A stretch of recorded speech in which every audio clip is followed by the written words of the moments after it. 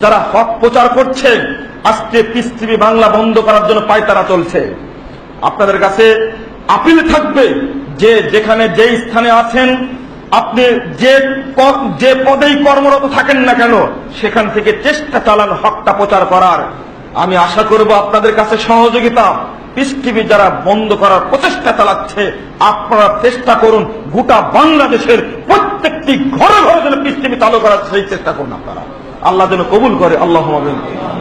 Doctor Zakir Naik একক কণ্ঠে গোটা পৃথিবীব্যাপী আজকে হকের দাওয়াত চলছে, আর ওই লোকটিকে আজকে কণ্ঠরুদ্ধ করার জন্য চেষ্টা চালাচ্ছে ওই ইন্ডিয়ার শ্রী শ্রী রবিশঙ্কর। আর বাংলাদেশের মুসলমানরা শ্রী শ্রী রবিশঙ্কর বন্ধ করে দিয়েছে, পিস কনফারেন্স বন্ধ করে দিয়েছে। ইন্ডিয়ার পিস কনফারেন্স হয় না শ্রী শ্রী রবিশঙ্করের সাথে, আর আমাদের দেশে যারা জাকির নায়েকের কণ্ঠরোধ করতে চাতে এই উভয়ের মধ্যে কোনো পার্থক্য আছে? কি পার্থক্য থাকলো?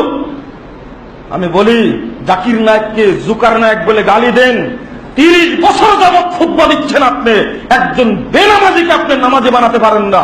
আর জাকির নায়েকের নিজ চোখে দেখা গত এপ্রিলে 19 তারিখে দুবাই কনফারেন্স উপস্থিত থেকে দেখলাম মাত্র 3 মিনিটে 4 মিনিটে 5 মিনিটে একজন ইহুদি ইসলাম গ্রহণ করছে, একজন হিন্দু ইসলাম গ্রহণ করছে।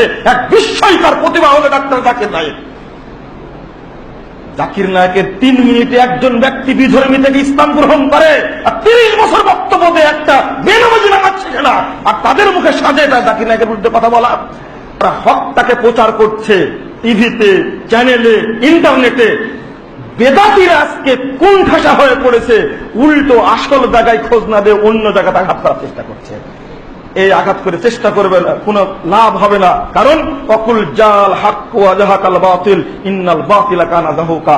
হক এসেছে, বাতিল চুরমার হয়েছে, বাতিল চুরমার হওয়ারই যোগ্য।